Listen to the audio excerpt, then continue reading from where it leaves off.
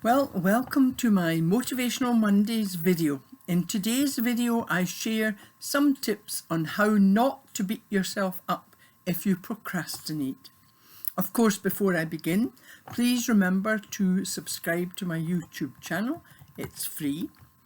My videos are short, but I will always include one of my own Mind Bites mindfulness meditations, as your feedback tells me that you all love my imagery. So please leave a comment, constructive of course. Now, I wrote a blog many years ago called Positive Procrastination, which may seem like a misnomer because procrastination is usually viewed as a negative thing. However, I do procrastinate, sometimes distracted by something I see, but also sometimes because something comes up that needs my urgent attention. So I'm doing this video to bring a more positive view of procrastination and tips on how not to beat yourself up, because I'm certain most of us do procrastinate. Now, to procrastinate is not always positive, but for today I'm going to focus and share some secrets about the positive side of procrastination.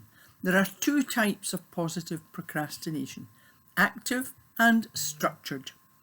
Just a quick word about negative procrastination, of course. Sometimes it's called passive procrastination, which is where you get distracted, you do something more enjoyable, and then you have to cram to meet the deadline. This type of procrastination lowers your self-esteem and you get annoyed at yourself and unhappy. However, for today, I'm going to focus on the active and structured procrastination. Active procrastination is where you consider what time you have to do something. For example, perhaps you've got a few days as opposed to a few weeks. So you start working with focus on doing the work 3 days before the deadline. By doing this, you avoid what's known as Parkinson's law. You can check this out for yourself, but in brief, it's the idea that your work expands to fill the time allocated for completion. You take longer than necessary to complete your work, or you procrastinate and complete the work just before the deadline. So what are active procrastinators? Active procrastinators prefer time pressure. That's me. Intentionally they put off tasks, but we do meet deadlines and we're more satisfied with the outcome because we enjoy working under pressure.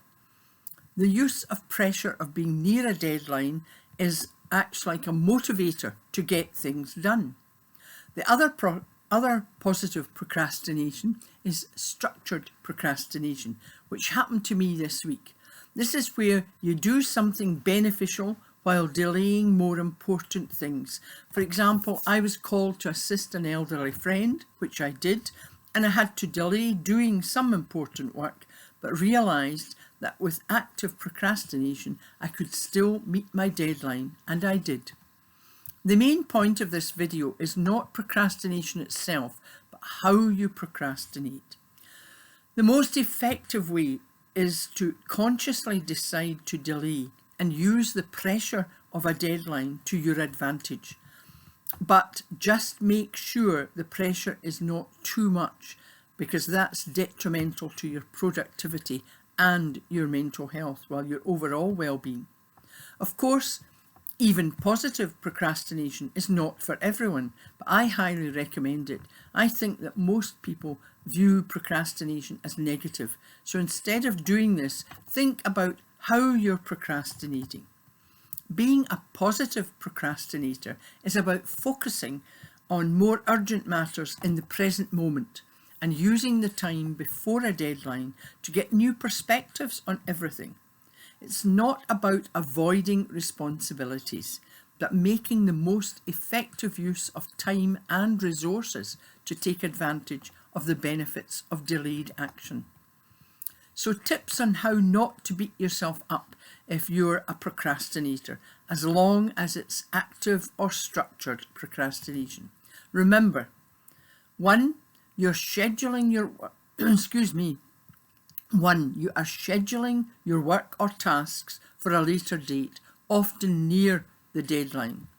You're prioritising more immediate tasks, which can lead to a sense of achievement. A looming deadline motivates you, making you more focused and using time efficiently. The delay gives you time to reflect, allowing you more thoughtful consideration of the tasks, and this can lead to better ideas, new perspectives, and more effective approaches to the tasks. 5. By scheduling your tasks, even breaking the larger task into smaller ones can reduce anxiety and you are less overwhelmed. 6. You can even manage your time more effectively and know the value of giving your mind a break. 7. Last but not least, as always, you can stop beating yourself up by using my ABC method, a psychologically proven strategy for reducing stress and anxiety and improving your overall well-being. So here's an example of active procrastination. You delay starting a major assignment until a few weeks before the deadline, but you use that intervening time to focus on smaller, more manageable tasks, but still ensuring that you meet the deadline. An example of structured procrastination. You delay a complex project, but you use the time to organise your workspace. I often do this, but you also research relevant information, but you still meet your deadline. Now, the benefits of positive procrastination. You can be more productive, you can increase your creativity, you manage your time better, and you reduce anxiety and stress. Of course, you must think about the pitfalls of procrastination, so you're not procrastinating just to avoid doing things. So, don't let positive procrastination turn into the negative type, because that will impact on your mental health and your well-being. So take a moment to think about why you procrastinate. If it's because of fear of failure, then it's not a positive strategy. If you struggle with self-control, then you will find it difficult to be an effective positive procrastinator. So for today, what's my ABC? A. I'm an active procrastinator. I'm a structured procrastinator. B, of course, is vitally important. It's how you breathe effectively. So you breathe from the diaphragm, breathe in through your nose slowly to the count of 3. You hold to the count of 3, and then you exhale slowly through your mouth to the count of 3. C, this is about using your creative imagination. And for today, my Mind Bites mindfulness meditation is called the candle flame. It's very effective when you need to focus, and it's very effective also for soothing, calming, and improving your concentration. So let's just take a moment. I recommend that you don't use an actual candle flame, as I'm asking you to close your eyes, and of course you don't want a fire or whatever. So please just use your creative imagination. So take a moment to sit comfortably with your back against the back of the chair, upright but relaxed. Relax your hands on your thighs. Now close your eyes. Take a deep breath in through your nose. Hold, and then exhale slowly through your mouth.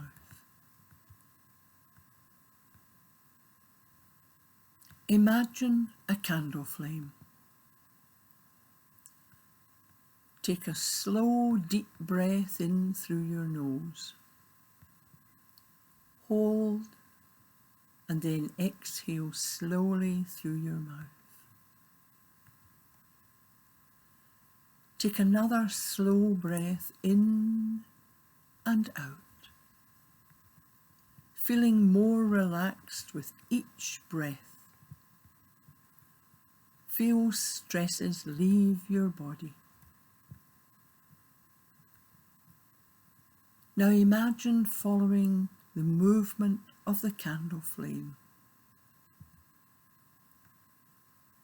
Imagine the creamy yellow outer flame.